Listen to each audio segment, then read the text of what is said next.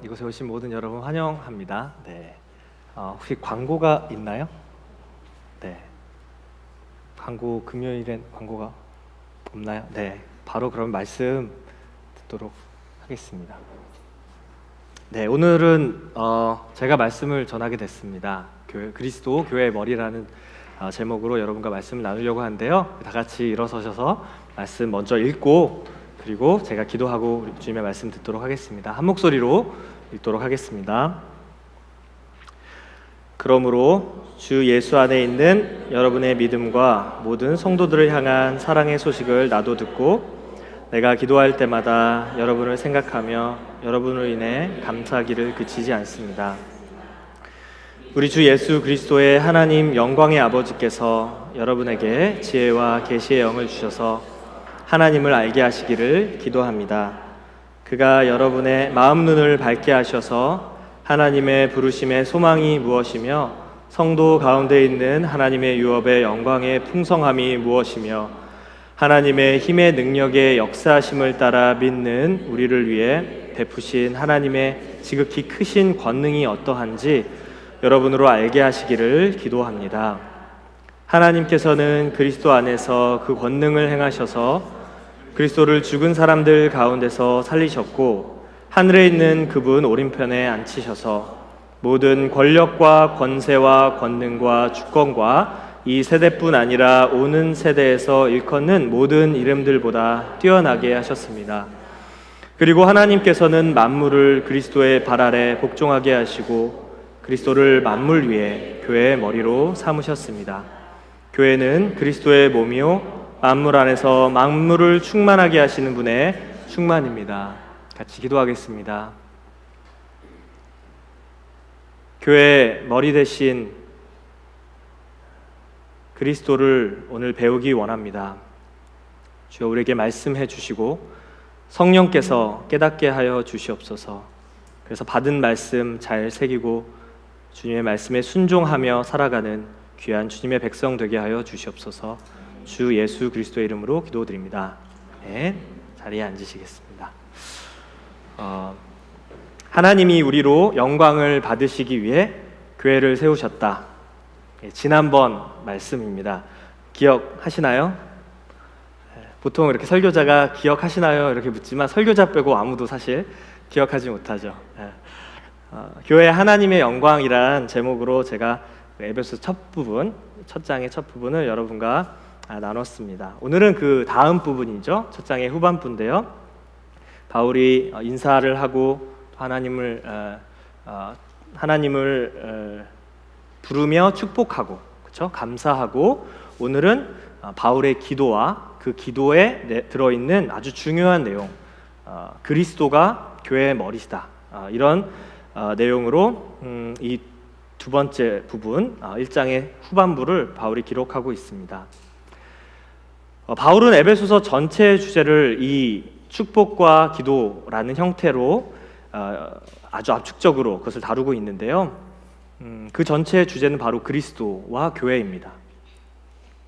오랫동안 숨겨진 비밀로서 그것이 예수 안에서 예수를 믿는 자들에게 밝히 드러났다. 그것이 그리스도라는 비밀 또는 교회라는 비밀입니다. 우리에게도 참 어찌 보면 익숙한 그런 문구죠. 교회는 그리스도의 몸이다. 그리스도는 교회의 머리시다. 오늘 비록 짧은 말씀이지만 교회의 머리 대신 그리스도를 좀 더 깨닫고 그분을 조금 더 알아가는 그런 귀한 은혜가 있길 원합니다.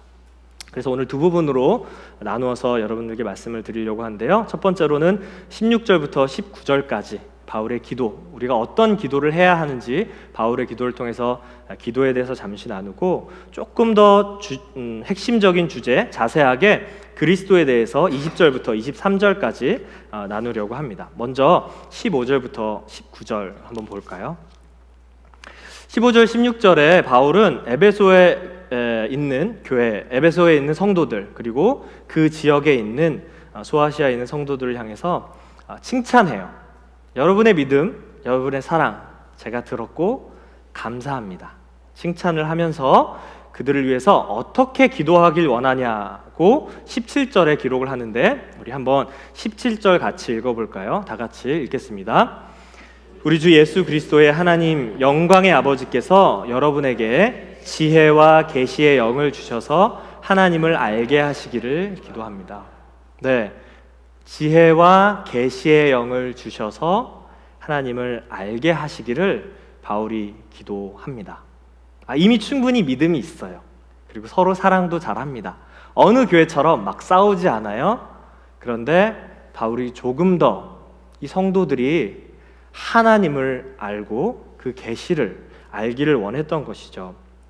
그런데 이 지혜와 계시의 영이 뭘까? 조금 이렇게 모호하죠, 그렇죠?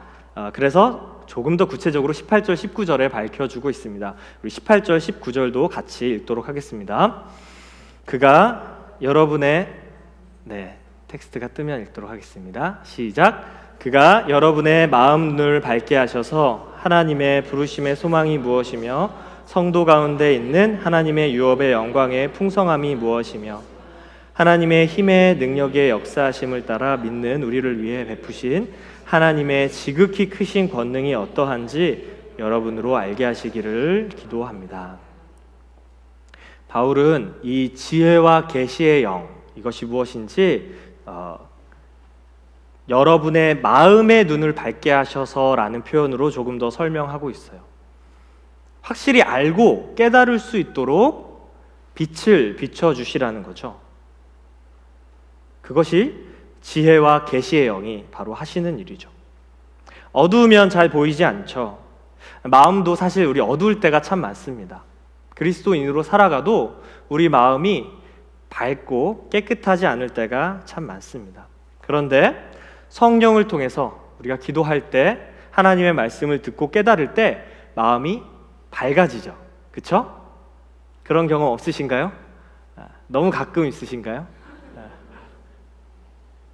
마음 어두울 때 기도할 수밖에 없는 이유가 여기 있죠. 그렇죠?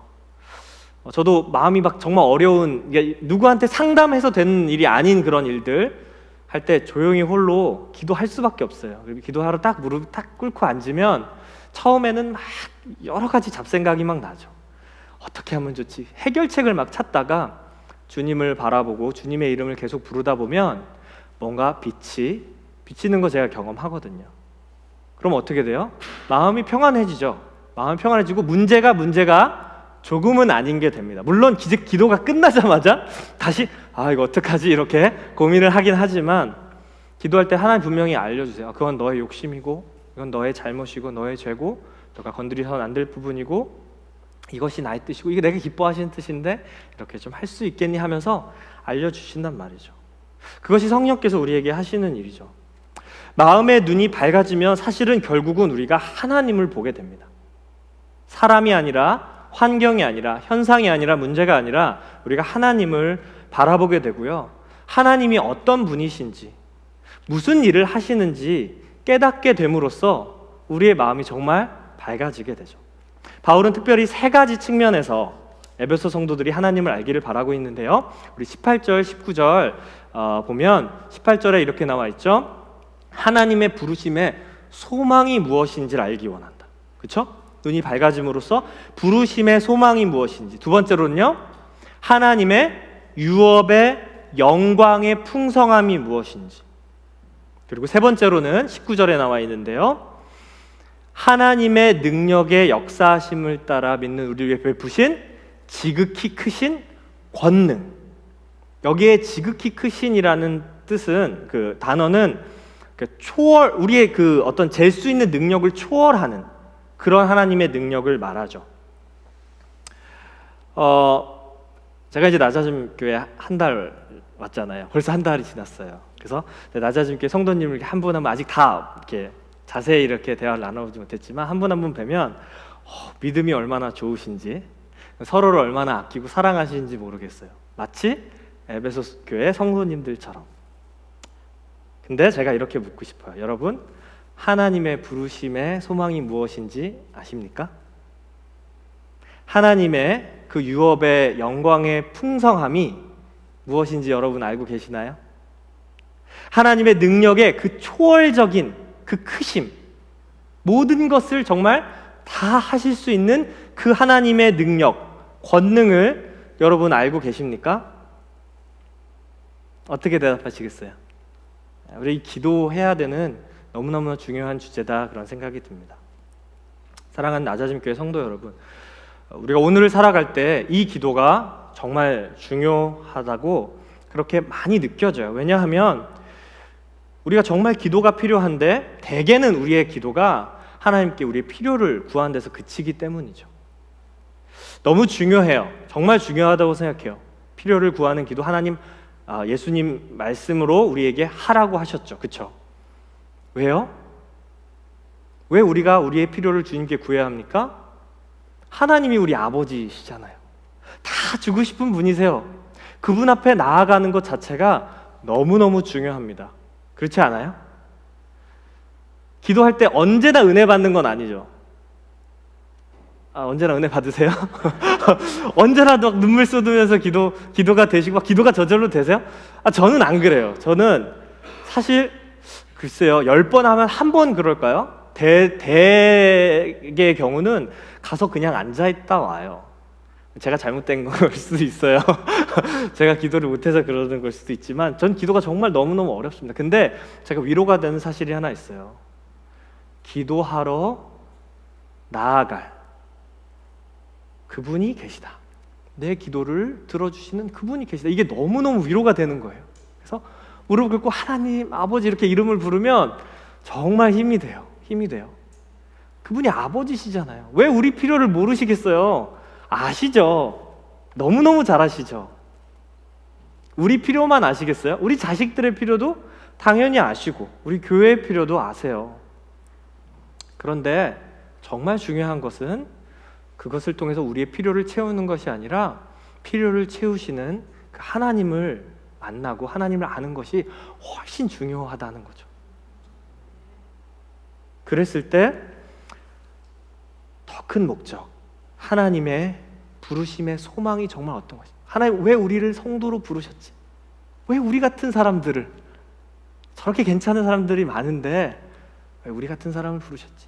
거기에서 하나님이 우리에게 주시는 소망이 뭐지? 라는 것을 하나님 알려주시겠다는 거죠. 두 번째로요, 얼마나 그 유업이 영광스럽고 풍성한지, 자녀로서 하나님 나라를 주신다고 하잖아요. 하나님이 우리의 기업이 되신다고 하잖아요. 그럼 기도할 때 우리는 필요를 구하다가도 이거는 별로 안 구해도 되는구나 느끼지 않겠어요? 그렇죠? 이게 정말 지금 조금 필요하지만 정말 내 인생에 가장 필요한 것은 영원한 기업이고 내가 그 영원한 기업을 위해서 이것 좀 포기해야 되겠다 하는 결심들이 있지 않겠어요? 마지막으로 이 부분 너무 중요해요. 하나님은 하실 수 있다는 거죠. 여러분, 기도하러 갈 때, 기도의 처소로 갈 때 어떤 마음으로 가세요? 어떤 마음으로 가세요? 매번 다르겠지만 하나님 정말 들어주실 것으로 확신하고 가십니까? 아니면 들어줄 수도 있겠다 하고 가십니까? 알길 원한다는 거죠. 바울이 본인의 삶을 통해서 여러 번 죽을 뻔한 고비도 견디고, 그렇죠? 많은 고난을 당하면서도 하나님은 능력 있으신 분이시고 우리의 정말 기도를 들어주시는 분이다 체험했기에 권하고 있는 거겠죠. 여러분, 하나님은요, 우리가 생각하지 못하는 방식, 우리의 이해를 뛰어넘어서 일하시는 분이시고 반드시 그분은 하실 수 있습니다. 그렇죠? 그걸 믿고 나아가는 것이 너무 중요한 거죠. 그런데 한 가지 더 중요한 포인트가 있어요. 지금 이 기도를 누가 누구에게 하고 있죠? 바울이 에베소 성도들을 위해서 하고 있어요. 이게 너무나 중요한 포인트라고 생각하는데요. 오늘 저희가 이 기도 배우기 원한다고 제가 말씀드렸잖아요. 나 자신뿐만 아니라 옆에 계신 성도를 위해서 이 기도했으면 좋겠어요. 나를 위해서 우리 너무 잘해요. 하나님, 내가 정말 너무 하나님 알고 싶고 하나님께 나아가고 싶어요 라고 얘기하지만 여러분 성도들을 위해서 여러분 너무 기도 잘하고 계시는 거 알아요. 지금 우리 기도 제목들이 굉장히 많잖아요, 교회에. 선교를 위해서 여러분 기도 잘 하시는 거 제가 잘 알고 있지만 우리 이 기도 했으면 좋겠어요. 내 아내가, 내 자녀가, 내 남편이 그리고 내 셀에 있는 사람들이 정말 이거 알길 원한다. 이미 믿음이 좋고 사랑도 있지만 얼마나 우리에게 주신 그 소망이 복된지, 이 세상 것과는 전혀 비교할 수 없는 것인지 알길 원한다. 우리 그렇게 좀 기도했으면 좋겠어요. 그렇죠? 그런 기대가 있을 때 우리가 좀 다르겠죠.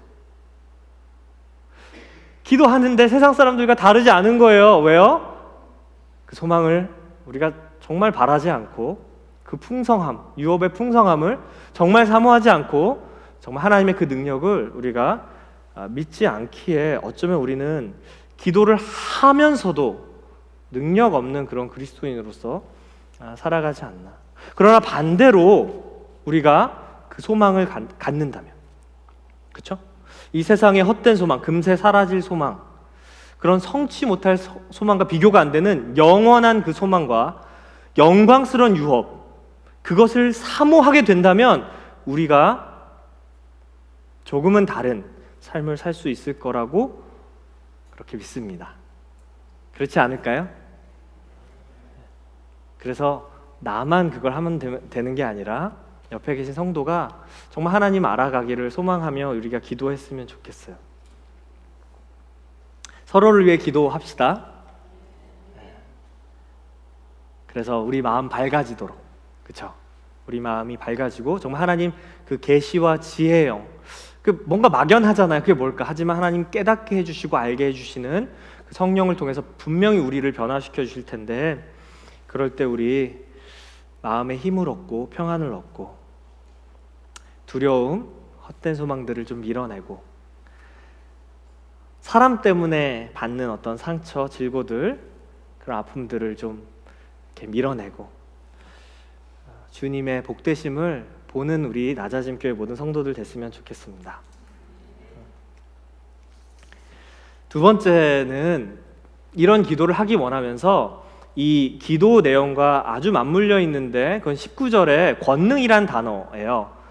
그래서 20절, 23절은 사실 부연적인 설명입니다. 이 권능에 대한, 그런 권능을 가지신 하나님이신데 그 권능이 어떤 권능인지를 설명하는 게 20절부터 23절이어서 사실 전체 내용에 따르면 부가적인 설명이지만 사실 이것이 핵심적인 주제인데, 그것이 바로 그리스도가 교회의 머리시라는 거죠.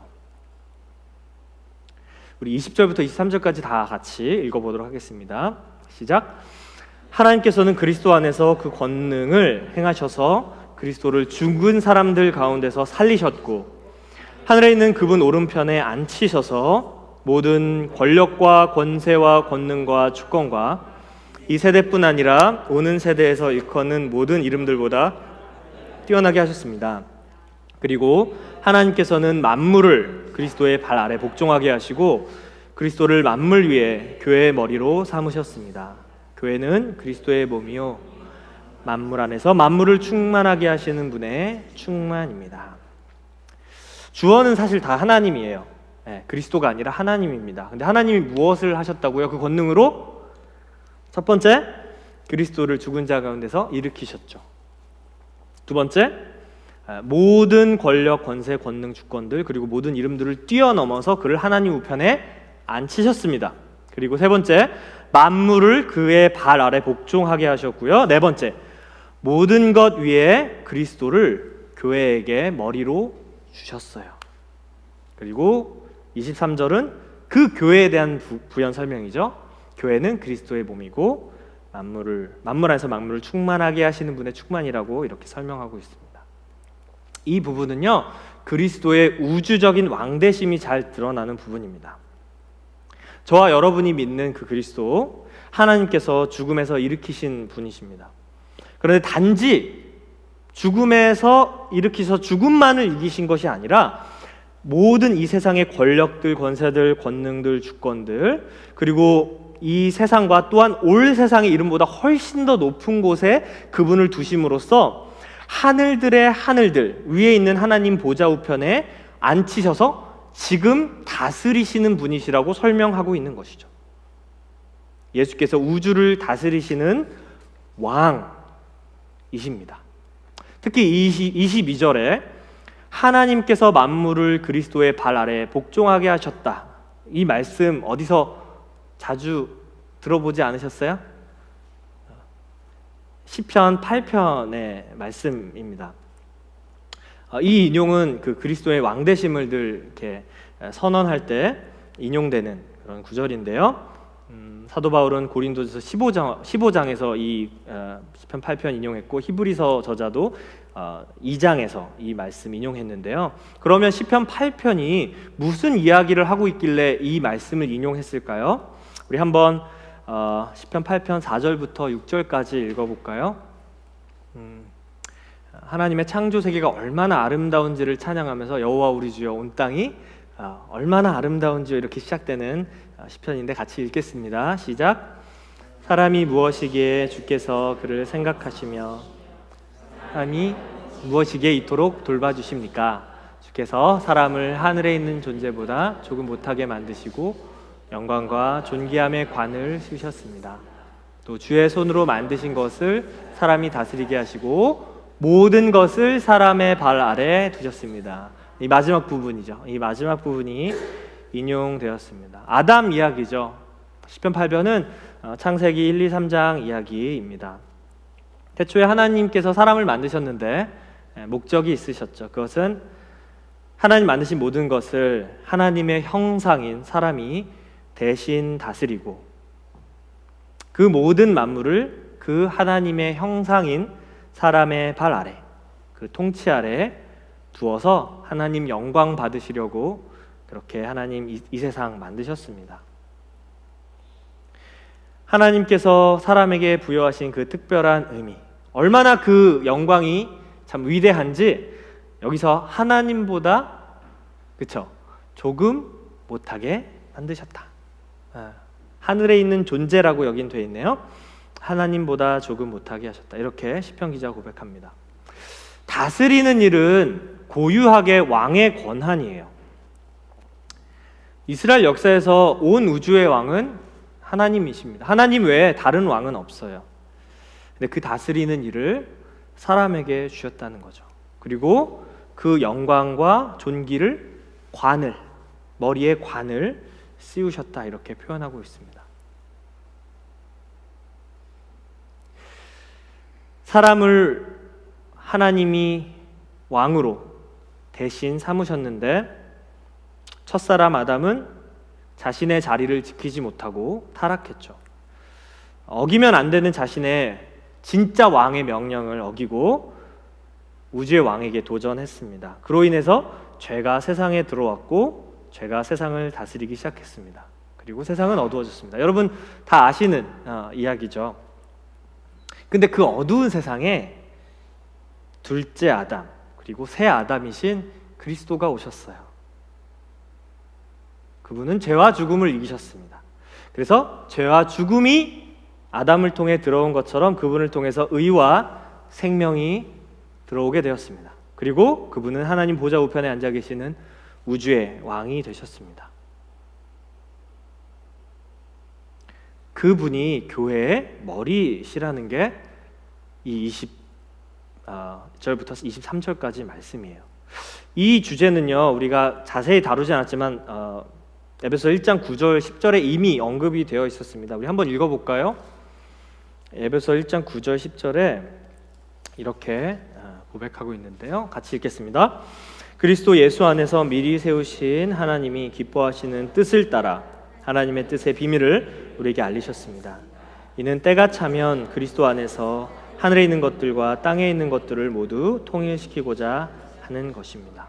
네, 이 10절에 통일시키고자로 번역된 단어는 다시 머리가 되게 하신다라는 단어입니다.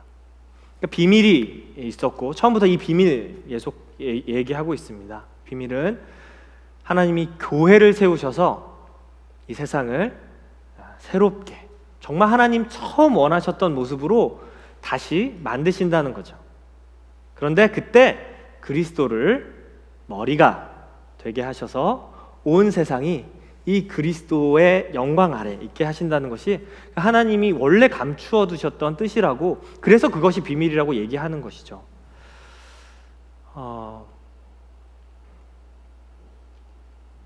그리고 마지막 구절 23절은 가장 사실 난해한 구절인데 아마 다음에 제가 설명을 해드릴 수 있을 것 같아요. 왜냐하면 이제 제가 계속 에베소서 할 거거든요. 교회는 그리스도의 몸이다, 충만이다. 만물 안에서 만물을 충만하게 채우시는 분, 즉 그리스도의 충만이다, 이렇게 설명하고 있는데, 간단하게 언급만 드리면 충만이라는 단어는 무언가를 채워서 채워 넣어서 꽉 찬 상태를 말합니다. 제가 좋아하는 해석 중에 하나는 그분의 통치가, 그분의 다스림이 모든 곳에 꽉 차 있는 상태, 완성된 형태를 말한다고 볼 수 있는데요. 중요한 것은 이것이죠. 그리스도가 교회의 머리시다. 이게 비밀이었다는 거예요. 비밀. 그리고 교회는 그리스도의 몸이다. 저는 어려서부터 목사의 아들로 자라면서 사실 교회에 대해서 정말 고민이 많았어요. 정말 저는 고민이 많았어요. 정말 저는 솔직히 고백하건대 제가 목사의 아들이 아니었으면 교회를 떠났었을 수도 있습니다. 정말로요. 근데 이제 목사 아들이니까 계속 나와야 되는 거죠. 실제로 그리고 저는 교회에서 많이 살았어요. 처음 아버지 개척하셨을 때도 이렇게 칸막이 놓고서 교회에서 오랫동안 살고 지냈고요. 또 교회 이전하셨을 때도 칸막이 역시 또 쳐가지고 거기 살았습니다. 굉장히 추워요. 굉장히 입에 막 입김이 막 나오는 그런 방이었는데 그때는 뭐 감사하게 그렇게 살았어요. 특히 사춘기 때 저는 교회에 가기 싫은 날이 되게 많았습니다. 늦잠을 자고 싶었기 때문이죠. 근데 이제 같이 어울려 다니는 뭐 형 누나들 친구들이 있어서 사이가 좋으면 이제 교회 가도 재밌죠. 왜냐하면 오전에 예배 한 번만 버티면 그 다음부터 같이 계속 놀 수 있으니까. 예배가 좋은 것이 아니라 이제 모임이 좋고, 그렇죠? 사람이 좋고 이제 재밌으니까 가고 밥 주니까 가고 뭐 그랬죠. 근데 반대로 또 이제 그 친구들이나 뭐 형 누나들이랑 사이가 나쁘고 또 아니면 이제 반을 맞잖아요. 근데 고약하고 엄격한 선생님 만나면 도망치고 싶더라고요. 꾹꾹 참아야 됐었습니다. 교회 문화에 익숙한 거죠. 목사 아들이지만 제가 신앙이 뭐 아주 견실하고 모범적이고 이런 게 아니라 교회 문화가 너무나 익숙했기 때문에 이렇게 하는구나, 오늘도 이렇게 하는구나, 너무나 잘 알아요.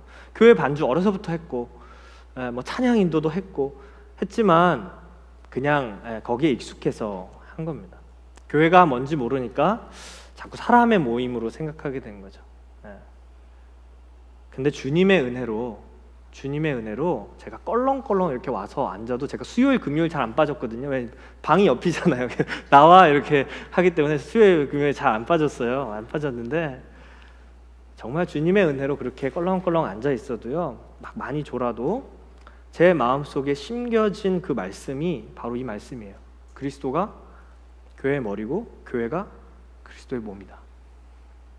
예배당이, 건물이 어떤 시설이나 교단이나 교파가 교회를 대표하는 것이 아니라 보이지 않지만 영원히 계신 그분이 교회의 머리로서 계시고 우리는 교회의 몸으로 있다는 것이 그 어린 나이에 제가 절대 잊지 않는 아주 중요한 진리로 제게 심겨져서 자랐습니다. 오늘날 교회를 한번 보십시오. 아주 오랫동안 하나님이 감추셨던 그 비밀이 초대교회를 통해서, 그리고 사도들을 통해서, 특별히 사도 바울을 통해서 우리에게 알려졌단 말이죠. 그 비밀은 바로 그리스도고, 이 그리스도가 오심으로써 교회를 세우시고 거기에 영원한 구원이 있다고 하는 그 비밀이 우리에게 알려졌는데 우리는 교회를 어떻게 바라보고 있죠? 사람들은 목사님들에게 정말 실망을 많이 해요. 저희 아버지 목회 30년 넘게 하셨는데 얼마나 많은 사람이 떠났는지 몰라요. 그때마다 아버지 많이 힘들어 하셨죠. 정말 열심히 섬겼는데 가니까. 크리스천들에게 세상 사람들 너무 많이 실망하죠. 왜요? 더 이기적이에요. 더 자기만 알아요. 거짓말도 잘해요. 속이기도 잘해요.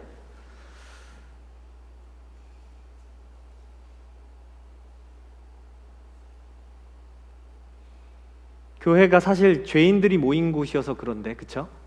죄인들이 모인 곳이어서 그런데 교회의 진정한 영광, 그리스도가 계시고 머리가 계신 것을 우리가 보지 않으면 사실 우린 교회에서 그렇게 기대할 것이 많지 않은 것 같습니다. 그러나 반대로 우리가 머리 대신 그리스도를 바라보고 어떤 기관이 아니라 사람이 아니라 그 주님께 순종할 때 이 교회의 교회됨이 드러나게 되는 거죠. 교회의 핵심, 바로 그 그리스도, 생명을 공급해 주시는 그 그리스도와 이 생명적인 연합의 관계를 맺음으로 몸으로서 붙어 있는 것, 그것이 교회 그리고 교회됨이라는 거죠. 그래야 우리는 그 안에서 주님의 의인됨을 입고 의인으로서 살아가게 되고요, 그분의 생명을 받았기에 생명으로서 살아갈 수 있는 것이에요. 그래서 제가 깨달았어요. 좋은 목사, 나쁜 목사가 있는 게 아니에요. 좋은 성도, 나쁜 성도가 있는 것이 아니라 이 그리스도 앞에서 이 관계 속에서 순종하는 목사와 순종하지 않는 목사, 그렇죠? 순종하는 성도와 순종하지 않는 성도가 있을 뿐이죠. 그리고 이것은 아무도 몰라요. 오직 주님과 우리 자신밖에 모릅니다. 왜요? 주님께서 우리에게 말씀하시죠. 그렇죠? 머리라고 하는 것은 비유적인 표현인 것을 우리가 다 압니다. 머리가 하는 일은 뭐죠? 명령을 내리고 다스리는 역할이죠. 제어하는 역할이죠. 몸은 뭐예요? 순종하고 따르는 일이죠. 몸은 머리가 하라는 대로 해야만 그 몸의 기능을 잘 하는 겁니다. 또한 머리는 지도자죠. 대표로서 영광을 의미합니다. 따라서 그리스도가 다스리시고 지배하시고 우리는 순종하고 따라가야 해요. 그리스도가 영광을 받으시고 존귀케 되시고 우리는 그 그리스도를 따라 영광을 올려드립니다. 근데 사람들이 자꾸 오해를 해요. 사람들이 자꾸 오해를 합니다. 교회를 사람들이 운영하는 것으로, 뭔가 당회가 운영하는 것으로, 뭔가 부서 사람들이 운영하는 것으로 그렇게 오해합니다. 아니요, 그렇지 않습니다. 우리는 몸이에요. 몸이 자꾸 지시에 순종을 해야 되는데 자꾸 명령을, 머리한테 명령을 하는 그런 모습 우리 자주 보지 않습니까? 우리는 몸이고 주님이 머리십니다. 그래서 그리스도가 영광을 받아야 교회가 되는 것이죠. 여전히 교회에 속상한 일들이 많잖아요. 그렇죠? 어쩌면 두 가지 이유 때문인 것 같아요. 머리를 따르지 않기 때문에, 아니면 몸이 아니기에. 명령을 받을 수가 없죠. 그래서 교회라는 이름으로 불의를, 죄를 행사하기도 합니다. 그럼에도 불구하고 이 참된 교회가 쇠하지 않는 이유는, 그리고 계속해서 충만해지고 주님이 왕으로 다시 오실 때 완성되는 그 교회가 존재하는 이유는 오직 그리스도 때문입니다. 그분이 머리 되시기 때문에, 그리고 그분이 영광 받으시기 때문에 교회는 계속 전진하게 될 것입니다. 저희 개인적인 얘기 하나만 더 하고 마치려고 그래요. 뭐 그렇게 제가 껄렁껄렁하게 이렇게 지냈지만 교회 복됨을 알았잖아요. 그러니까 잘 흔들리지 않더라고요. 사람에게 시험 많이 받지 않더라고요. 그러면서 어느덧 제가 이제 사역자가 됐습니다. 그래서 제가 이제 전도사 시절에 저녁 예배 설교를 한번 맡은 적이 있어요. 그래서 설교를 하게 됐는데 제가 어떤 설교했는지 정확하게 기억나진 않아요. 근데 제가 용서에 대해서 그리고 참음에 대해서 설교를 했던 것 같아요. 뭐 설교를 잘 했겠습니까? 열심히 준비한다고 했지만 너무나 부족했고, 그러나 최선을 다해서 설교를 했는데요. 설교 끝나고 다다음 날인가? 한 이틀 뒤인가 문자가 왔어요. 근데 어떤 성도님이 전사님 너무 말씀 감사합니다. 사실 제가 너무 미워하는 직원이 있어서 그 직원 어떻게 하면 내보낼까 그래 고민하고 있었는데 전사님 말씀 듣고 마음 돌이켜서 참아내기로, 그 사람 참아내기로, 그리고 어떻게든 그리스도인으로서 그 사람 좀 사랑하고 섬기도록 마음을 바꿨습니다. 이렇게 문자를 보내주셨어요. 제가 그거 받고 너무 감사했는데, 그건 뭐냐면 저 같은 전도사, 저는 사실 정말 순종도 잘 못하고 기도도 잘 못하는데 저 같은 사람의 메시지를 듣고 정말 순종하신 거죠. 그럼 제 말을 들은 게 아니잖아요. 그렇죠? 주님의 말씀을 듣고 순종하신 거잖아요. 그럼 어떻게 한 거예요? 몸으로서 기능을 잘 하신 거죠. 그렇죠? 저도 몸으로서 기능을 잘 한 거죠. 말씀을 잘 전했으니까. 그러면서 교회가 교회됨을 제가 눈으로 볼 수 있었습니다. 정말 은혜가 많이 됐어요. 많이 스트러글 하시는구나. 개인의 삶에서 정말 주님을 따르고 싶은데 잘 안 되잖아요. 잘 안 돼요, 정말 우리가. 그런데 정말 주님이 능력 주셨구나. 우리 아까 나눈 것처럼 능치 못하시는 그 하나님, 우리 도우시면 우리 할 수 있잖아요. 사랑하는 여러분, 교회의 머리 대신 그리스도 때문에, 그분의 영광 때문에 우리를 불러주셨습니다. 믿으십니까? 우리 같은 자들도 몸으로 불러주셔서 우리 신부다, 그렇죠? 주님의 신부다 이렇게 불러주셨어요. 얼마나 감사한지 모르겠어요. 그리스도 안에서 거저받은 영광이죠. 우리가 그리스도의 것입니다. 참 너무나 부족한 말씀이었지만 우리가 이 말씀 붙들고 정말 서로를 위해서 기도할 때, 그리고 머리 대신 그분과 생명적인 연합으로 이어져서 그 관계 속에서 순종하고 각자의 그 길을 갈 때 이 교회라는 몸의 생명이 더욱 풍성해질 거라고 믿습니다. 아멘. 우리 같이 기도할까요?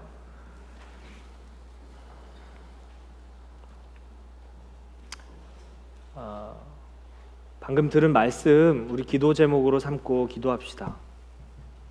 자신을 위해서, 그리고 주변 성도들을 위해서. 하나님, 우리를 부르신 그 소망이 무엇입니까? 하나님, 우리에게 주신 그 유업, 그 영광의 풍성함이 무엇입니까?